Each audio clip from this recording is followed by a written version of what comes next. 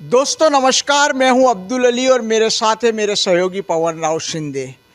आइए आज बात करते हैं कि ऐसी शख्सियत से जिन्हें रेड क्रॉस का नाम आता है, ब्लड डोनेशन का नाम आता है, थैलेसीमिया का नाम आता है, तो उनका चेहरा खुद ब खुद आम जनता की निगाह में, नीमच के लोगों की निगाह में घूमने लगता है। मैं बात कर रहा हूं सत्येंद्र सिंह जी राठौर की, जो कि लंबे समय से लगभग 30 वर्षों से रक्तदान के क्षेत्र में जुड़े हुए हैं। साथ ही पिछले अगर करीब 20 सालों की बात करें तो वो थैलेसीमिया पे भी बड़ा ज़बरदस्त रूप से काम कर रहे हैं। बात करते हैं रक्तदान में उनके द्वारा किए गए योगदान पर, थैलेसीमिया में उनके द्वारा किए जाए काम पर। स्वागत है सत्येंद्र सिंह जी। नमस्कार अब्दुल भाई। सर, रक्तदान के क्षेत्र में आपका नाम काफ़ी जाना पहचाना है, काफ़ी लंबे समय से काम कर रहे हैं। रक्तदान को लेकर आप कब से काम कर रहे हैं, कितना काम किया गया है, थोड़ा सा इस बारे में आप बताइएगा। रक्तदान एक ऐसा क्षेत्र है जहाँ पे लोगों को जीवन दान मिलता है और निश्चित तौर पे नीमच की ये जनता जो है हमेशा लोगों को जीवन दान देने के लिए तत्पर रहती है और सिर्फ एक अवेयरनेस और एक इन्फॉर्मेशन, एक सूचना जो है उन तक पहुँचाने की आवश्यकता होती है। और इस कार्य को मैंने चुना और यही सोच कर के ये कार्य किया और रक्तदान के क्षेत्र में मैं सन 93 से काम कर रहा हूँ। एक वाक़या ऐसा मेरी लाइफ में आया जब मैं कॉलेज का स्टूडेंट हुआ करता था और एक पेशेंट को ब्लड की आवश्यकता थी और वो हमारे वहाँ पर आया और उसने बोला कि मुझे ब्लड चाहिए और मिल नहीं रहा है। तो मैंने ब्लड दिया। नेक्स्ट दिन 10 दिन निकले, फिर वापस वो आ गया और उसने बताया कि मुझे फिर ब्लड चाहिए। तो इस तरीके से मैंने सोचा कि तुम्हें बार बार ब्लड क्यों चाहिए? बोले साहब मिलता नहीं है, कोई देता नहीं है। तब मैंने डिसाइड किया कि जितने भी ज़रूरतमंद होंगे उनके लिए मैं जागरूकता का काम करूंगा और उनके लिए ब्लड अरेंज कराऊंगा। तब मैंने कॉलेज में अपने दोस्तों के साथ में, अपने कलीग्स जितने भी हों, चाहे जो परिचित होते हैं, उनको रक्तदान के बारे में बताता था और पेशेंटों के लिए मैं अपनी साइकिल पे बिठाकर उन्हें रक्तदान करवाता था। एक प्रेरणादायी घटना आपके साथ घटी और जिसने आपको इस क्षेत्र में, ये कह सकते हैं कि इस क्षेत्र में ले आए। सर, मेरा ये कहना है कि आपको काफ़ी लंबा अनुभव है, 30 साल का। नीमच में लगभग कितने कैंप आयोजित हो चुके हैं और आप कितने लोग डोनेट करने के लिए आगे आते हैं, इस तरह का कोई आंकड़ा क्या है? सन 93 से मैं इस फील्ड में आया, तब कई लोग और भी यहाँ पे काम कर रहे थे। उनको देख कर के मुझे भी लगा कि इस विषय में करना है। सन 97 में एक 95 के अंदर एक गजट नोटिफिकेशन हुआ और जो पहले ब्लड डोनेशन लेबों में होता था, फिर एक ब्लड बैंक्स बने। नीमच में सन 97 के अंदर ब्लड बैंक बने और रेड क्रॉस का ब्लड बैंक आया। तब मैं रेड क्रॉस के साथ जुड़ा। इस ब्लड बैंक में मैंने अपने आप को यहाँ पे ज्वाइन किया। तब से हम लगातार यहाँ की अवेलेबिलिटी के लिए फोकस्ड होते हैं कि यहाँ पर रेड क्रॉस में अगर ब्लड बैंक में कोई आता तो एक हमारा मिशन हो गया था कि वो खाली ना जाए यहाँ से। और इसके लिए कई समाज संस्थाओं के लिए हम नॉक करते थे और वो कैंप आयोजित करते थे। शुरू में कहीं कहीं ऐसा लगा रहा कि लोगों में अवेयरनेस की कमी थी, लेकिन जैसे जैसे नॉक करते रहे, जैसे जैसे लोगों से बात करते रहे, अवेयरनेस बढ़ती गई। सन 97-98 में तो हमारे कोई साल भर के कैंप 10-15 हुआ करते थे, लेकिन ये संख्या बढ़ती गई। 2001 के बाद में हमारा उद्देश्य हो गया कि एक महीने में कम से कम 3 कैंप 4 कैंप तो ज़रूर करें। और आज की स्थिति है कि हम रूरल बेस में, चाहे छोटा से छोटा गांव भी हो, वहां पर हमारा प्रयास होता है कि हम कैंप आयोजित करें और लोगों को अवेयर कर संस्थाओं के माध्यम से, चाहे ऐसे जागरूक इंसान जो काम समाज से भी काम कर रहे हैं, उनके माध्यम से हम गांव में पहुंचते हैं और वहां पे एक लिस्ट बनाकर डोनर क्रिएट करते हैं और डोनर क्रिएट करके रक्तदान का कैंप आयोजित करते हैं। और उसी से हमारे यहाँ पर ब्लड बैंक में प्रॉपर आपूर्ति रहती है और लोगों को हम उपलब्ध भी करा पाते हैं। सर, जिले की पॉपुलेशन की तुलना में कितने ब्लड की यूनिट की मांग लगभग आप मानते हैं होती है? यही सबसे बड़ा सवाल है साहब। ये बहुत आपने हमारी जागरूकता को टटोलने वाला सवाल कर दिया है और ये एक सवाल ऐसा है जो हर आदमी को सोचना चाहिए कि हमारे ज़िले की रिक्वायरमेंट जो है, मात्र एक ब्लड बैंक है यहाँ पर और रिक्वायरमेंट है यहाँ पर 6,000 6,500 प्रति वर्ष हमें 6,500 ब्लड चाहिए मैक्सिमम। आप देखें अगर आंकड़ा उठा के तो हमारे ज़िले की पॉपुलेशन होती है 9,52,000, काफ़ी बड़ी। काफ़ी ज़्यादा है। और 6,000 यानी कि 1% ब्लड, जो पॉपुलेशन है उसका 1% डिमांड है, नीड 1% है। वहाँ भी ब्लड बैंक में ब्लड बैंक स्टाफ को ये कहना पड़ता है कि बदले में खून कौन देगा। अगर जागरूकता का लेवल देखें तो बहुत कम आ जाता है। हम कहते हैं कि हम जागरूक हो चुके हैं, निश्चित तौर पे जागरूकता बढ़ी है, लेकिन हम ये नहीं कह पाएंगे आज भी कि हम पूरी तरह से जागरूक हैं, क्योंकि 1% लोग भी जागरूक नहीं हो पा रहे हैं। अगर 9,500 लोग हो जाते हैं तो हमारी तो डिमांड 6,500 है, तो हमें ब्लड बैंक में खून मांगने की ज़रूरत ही नहीं पड़ेगी। क्यों हम परिजन से कहते हैं कि बदले में खून कौन देगा। ब्लड बैंक के पास हम जागरूक इतना हो, ब्लड बैंक पास खून रहे और ब्लड बैंक सीधा जो है जो भी लेने आए उसको सीधा ब्लड बैंक दे दे कि भैया तुम ले जाओ, और वो खुद परिजन ये बोले कि यार मुझे मिल गया, मैं भी दे देता हूँ। एक बहुत बड़ी बात निकल के आई सामने कि 9.5 लाख की पॉपुलेशन में हमको 6,500 यूनिट ब्लड की आवश्यकता होती है और उसकी भी पूर्ति नहीं हो पाती, जबकि हम लोग ये सोचते हैं कि जागरूकता है, निश्चित रूप से जागरूकता है, लेकिन इस आंकड़े को फुलफिल करने के लिए समाज सेवी संस्थाओं को और ज़्यादा कोशिश करनी होगी सर। बिल्कुल कोशिश करनी होगी। ब्लड बैंक में रिप्लेसमेंट जो मांगा जाता है वो रिप्लेसमेंट का नाम ख़त्म होना चाहिए। ब्लड बैंक में रिप्लेसमेंट नहीं मांगा जाना चाहिए, और इसकी अगर किसी की ड्यूटी है तो ये ड्यूटी है उन संस्थाओं की जो इस क्षेत्र में काम कर रहे हैं, हर उस व्यक्ति की जो इस ज़िले में रहता है और सोचता है कि रक्तदान महादान जीवनदान है, रक्तदान जीवनदान देता है। हर आदमी को रक्तदान करना चाहिए, चाहे वो अपने जन्मदिवस पे करे, किसी की पुण्यतिथि पे करे, परिजन की वैवाहिक वर्षगांठ पर करे, पर वो रक्तदान करे यहाँ आकर के। रिप्लेसमेंट वास्तव में एक बहुत बड़ी समस्या है। कई लोग ऐसे आते हैं जिनकी न परिचय होता है, न पहचान होती, न अप्रोच होती है, जिसकी वजह से बहुत दिक्कत सामने वाले को आती है सर। बिल्कुल सही है, होती है, लेकिन कहीं कहीं पे ये जागरूक करने का एक तरीका भी है। रिप्लेसमेंट अमूमन ये देखा गया है कि माँ के लिए बेटा खून नहीं देता है, उसका भ्रम है कि मुझे खून देने से तकलीफ़ होगी। इस भ्रम को दूर करने के लिए अगर वो अपनी माँ के लिए उस समय खून दे देता है और बाद में जब उठता है और उससे पूछा जाता है कि आपको कैसा लगा, तो बोले हाँ मैं तो यूँ ही डर रहा था, मुझे खून देके कोई तकलीफ नहीं हुई, तब वो जागरूक हो जाता है। तो कहीं वो रिप्लेसमेंट एक जागरूकता का भी कहीं ना कहीं मदद करता है। आपने बढ़िया बात छेड़ी माँ के लिए खून देने के लिए, लेकिन इसमें एक और बात आती है, इसका एक विरोधाभास बात भी आती है कि कई लोग अपनी माँ के लिए खून देने में भी डरते हैं और कई लोग ऐसे होते हैं जो आधी रात को खून देने के लिए तत्पर हो जाते हैं और तुरंत से लोगों को प्रेरित करने लगते हैं। ऐसे भी तो उदाहरण आते हैं सर। बिल्कुल बिल्कुल, नीमच इस मामले में सबसे ज़्यादा अव्वल है। मैं गर्व करता हूँ कि मैं यहाँ रहता हूँ और मैं रक्तदान के क्षेत्र में काम कर रहा हूँ, ये कहते हुए जो गर्व होता है, क्योंकि मैं नीमच के हमारे दानदाताओं को अगर रात को 2:30 बजे भी फ़ोन लगाता हूँ तो अली भाई हमारे यहाँ का पेशेंट कभी खाली नहीं जाता। रात को 2:30 बजे भी हमारा रक्तदाता उठ के आता है और रात को यहाँ पे ब्लड दे करके जाता है। ये नीमच की दानदाता ही है जो ऐसा करते हैं। सर ब्लड डोनेशन पे एक सवाल मेरा और था कि कैंप लगाने में आपको शहर और गांव में किस तरह की लोगों में भ्रांतियां हैं, किस तरह के लोगों के अंदर एक संशय या किस तरह का आपके सामने बातें आती है, बताइए थोड़ा सा। अमूमन हमेशा से ही माना गया है कि शहरी लोग थोड़ा सा एक कदम आगे हो जाते हैं, गांव वालों में भी काफ़ी अवेयरनेस है, लेकिन एक संसाधन की कमी और एक थोड़ा सा अप्रोच की कमी उनमें हमेशा से देखी गई है हर चीज़ में। तो इसके लिए हमने इस चीज़ों को कम किया है इस तरीके से कि अप्रोच हम खुद कर लेते हैं, इसीलिए हम ज़्यादा कैंप कर पाते हैं।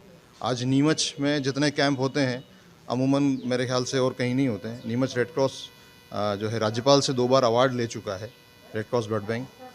तो ये कैंप जो लोगों की अवेयरनेस, और हमारा फोकस गाँव में ही रहा है, और गाँव में होते होते आज हमने इतने कैंप किए कि महीने में हम 4 कैंप आयोजित करते हैं और साल भर के हम 60 कैंप कम से कम कर लेते हैं। तो अवेयरनेस बढ़ी है।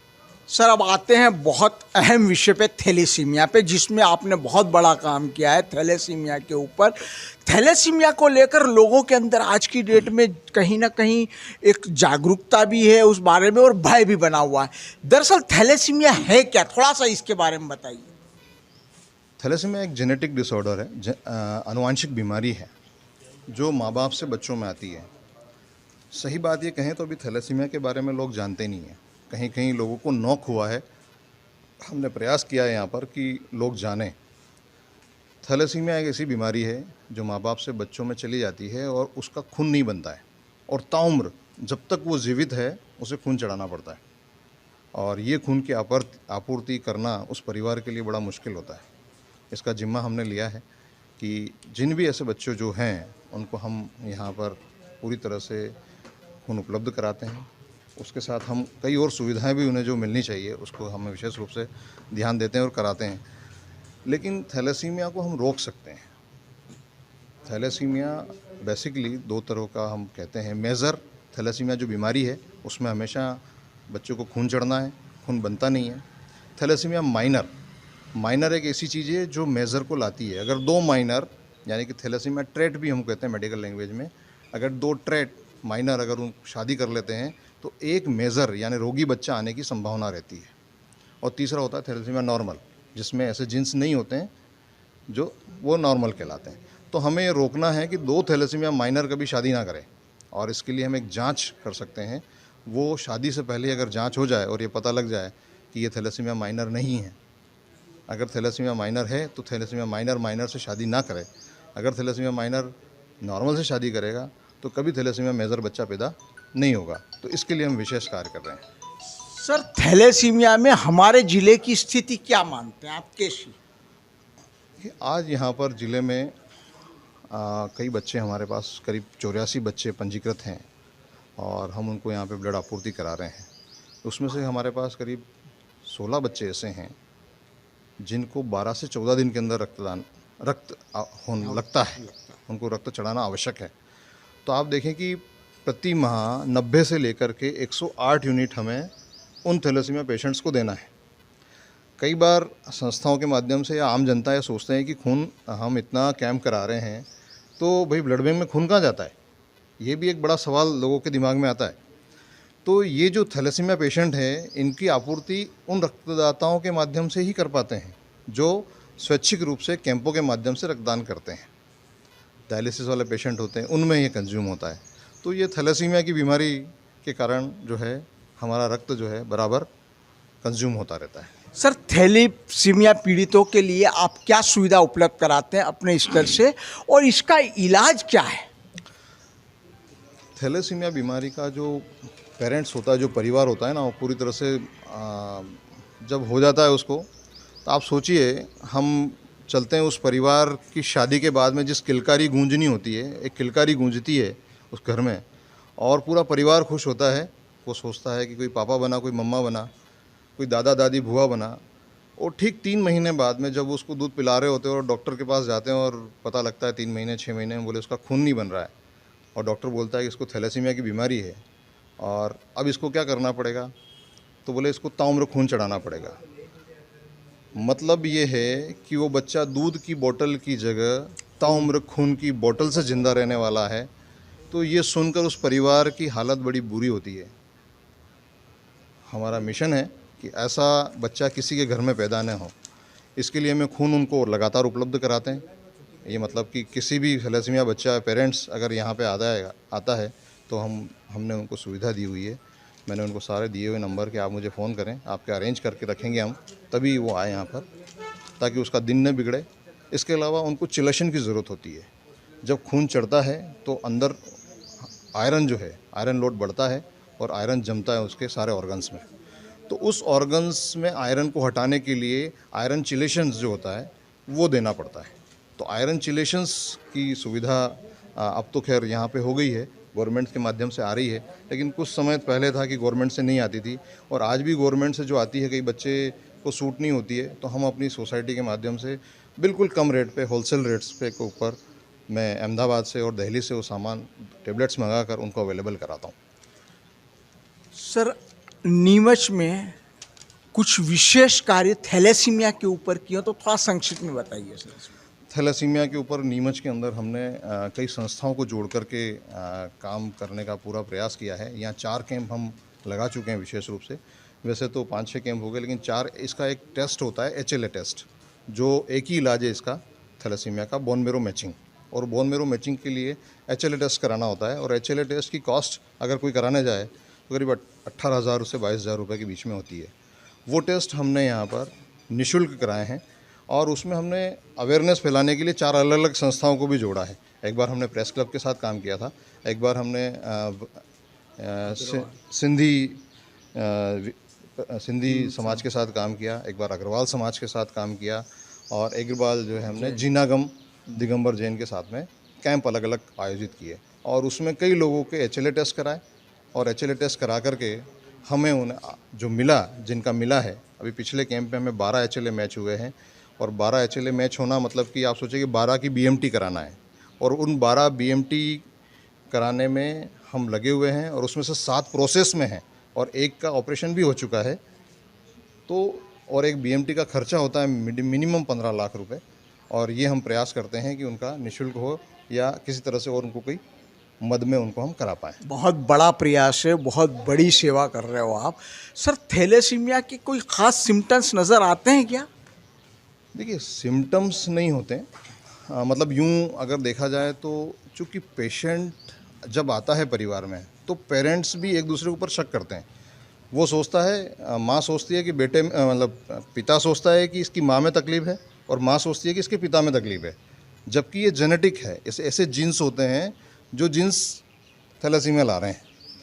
हमें हमेशा से कहा गया कि वंशानुगत चीज़ें आती है, तो इसका एक ही इलाज है। जब थैलेसीमिया बच्चा हो जाता है तो अपने आप दिखता है कि हाँ थैलेसीमिया है, उसके चेहरे से हम पता कर लेते हैं बाद में, क्योंकि सिम्टम तब दिखते हैं, लेकिन वो कैसे आएगा वो नहीं कहा जा सकता। थैलेसीमिया माइनर होना बीमारी नहीं है, अमिताभ बच्चन भी थैलेसीमिया माइनर है। कई लोग सोचते हैं थैलेसीमिया टेस्ट कराने में अगर मैं माइनर होऊंगा तो शायद मेरे में कमी है। नहीं, माइनर होना बीमारी नहीं है, पर माइनर वाहक है। वाहक है वो ट्रांसपोर्टर है। तो 2 वाहक एक साथ नहीं होना चाहिए, तो ट्रांसपोर्ट होगा ही नहीं थैलेसीमिया। आपको बड़ी अच्छी जानकारियाँ दी आपने और आपने काफ़ी काम किया है। एक क्वेश्चन थोड़ा निजी स्तर पे है कि थैलेसीमिया और रक्तदान को लेकर आपकी सेवाओं के एवज में आपको काफ़ी उपाधियाँ, अवार्ड भी मिले हैं। निश्चित तौर पे काम करते हैं। यहाँ पे नीमच शहर से लेकर पे कई बार बाहर भी लोगों को ज़रूरत होती है रक्त की या थैलेसीमिया के लेवल पे मैं इंडिया लेवल पे काम करता हूँ। मध्य प्रदेश जन जागरण समिति है थैलेसीमिया की बनाई मैंने और मध्य प्रदेश लेवल पे हमने काम किया। मध्य प्रदेश में कई ऐसी चीज़ें थी, आज मध्य प्रदेश में 39 ज़िलों में हमारी बॉडी काम कर रही है। मैं 4 साल उसका प्रदेश अध्यक्ष भी रहा, अभी संरक्षक हूँ।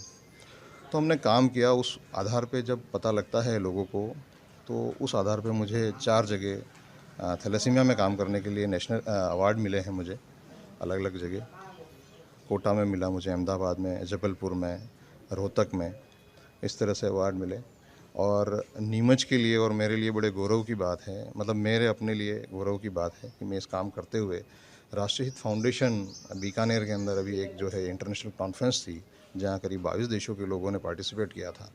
वहाँ मुझे प्रेजेंटेशन का मौका भी मिला और जब किया तो वहाँ भी मुझे अवार्ड से सम्मानित किया गया। निश्चित रूप से नीमच के लिए भी बड़ी उपलब्धि है। आपसे अंतिम सवाल मेरा ये है कि आप रक्तदान और थैलेसीमिया को लेकर क्या ख़ास अपील करना चाहेंगे? रक्तदान को लेकर के मेरी विशेष अपील ये है कि ब्लड बैंक में रक्त चाहिए ही चाहिए, इसलिए यहाँ पे रिप्लेसमेंट मांगा जाता है और मैं चाहता हूँ कि लोग स्वयं आकर के यहाँ रक्तदान करें, चाहे अपने जन्मदिवस पे करें, अपने बच्चे के जन्मदिवस पर करें, अपनी वैवाहिक वर्षगांठ पे करें, किसी की पुण्यतिथि पर करें, पर इतना लोग यहाँ पे आके रक्तदान करें कि ब्लड बैंक का स्टाफ जो मजबूरी में ये बोलता है कि बदले में खून दो, वो ना बोले और सहज ही जिसको ज़रूरत है उसको खून यहाँ पे उपलब्ध हो जाए। थैलेसीमिया के लिए मेरा ये कहना है कि जब भी कोई शादी करे अपने परिवार में तो सबसे पहले थैलेसीमिया टेस्ट कराए और उसके बाद ही वो शादी करे, कि अगर थैलेसीमिया उसका माइनर निकलता है तो सामने वाले का भी टेस्ट करना ज़रूरी है। हमारी तो इसके लिए, इसको पूरा कंट्रोल करने के लिए, चूँकि हमारा एक मेरा मिशन है कि थैलेसीमिया मुक्त मानव समाज, इस मिशन पे काम कर रहे हैं और हमने हमारी सरकार से भी अपील करी है कि 10वीं की मार्कशीट के ऊपर एक टैग किया जाए कि he is the thalassemia minor और नॉर्मल। अगर ये पता होगा हर बच्चे को कि मैं थैलेसीमिया माइनर और मुझे शादी नहीं करनी है, तो थैलेसीमिया के बच्चे किसी भी परिवार में जन्म नहीं लेंगे और जब ये जन्म नहीं लेंगे तो हर परिवार अपने बच्चों को दूध से ही बड़ा करेगा, किसी को भी खून के बॉटल से बड़ा करने की ज़रूरत नहीं होगी। बहुत ही महत्वपूर्ण जानकारियाँ, बहुत ही महत्वपूर्ण संदेश सत्येंद्र सिंह जी राठौर से बात करके मिले। सबसे बड़ी बात जो उन्होंने रखी कि ब्लड डोनेशन को लेकर, कि ब्लड डोनेशन के लिए हम सोचते हैं कि नीमच में जागरूकता है, लेकिन वहाँ पर एक पहलू इसका ये भी है कि 9.5 लाख लोगों की आबादी में 6,500 यूनिट ब्लड की आवश्यकता है और उसकी भी पूर्ति नहीं हो पा रही है। बहुत मजबूरी में रेड क्रॉस के ब्लड बैंक के स्टाफ को ये कहना पड़ता है कि रिप्लेस के लिए एक यूनिट आपको देना होगा, तब यहाँ से ब्लड मिलेगा। ये प्रवृत्ति समाप्त हो, ये सत्येंद्र सिंह जी कोशिश कर रहे हैं। सत्येंद्र सिंह राठौर ने एक बात थैलेसीमिया को जो लेकर कही, वो ये कही कि मेरा ये प्रयास है कि मानव समाज जो है वो थैलेसीमिया मुक्त हो, और इसके लिए हमको ये कदम उठाना पड़ेगा कि शादी से पहले हम लोग ये अवश्य देख लें कि थैलेसीमिया टेस्ट करा लिया जाए, कोई भी थैलेसीमिया पॉजिटिव तो नहीं है, इस बात को देख लिया जाए। और उन्होंने इसके लिए 10th की मार्कशीट पर जो है ठप्पा लगाने वाली बात भी कही। ये दोनों चीज़ नीमच के बाशिंदों के लिए बहुत महत्वपूर्ण संदेश देती है। हम लोगों का ये कहना है कि हमने ये जो बातचीत की, इसको गौर से देखा जाए, और नीमच जो कि थैलेसीमिया और ब्लड बैंक की समस्या को लेकर कहीं ना कहीं जूझ रहा है, इससे ये मुक्त हो, इसके लिए निश्चित रूप से सत्येंद्र सिंह राठौर के प्रयासों की सराहना की जानी चाहिए और नीमच में ऐसे लोगों को आगे आना चाहिए। वॉइस ऑफ एमपी के लिए मेरे सहयोगी पवन राव शिंदे के साथ अब्दुल अली ईरानी।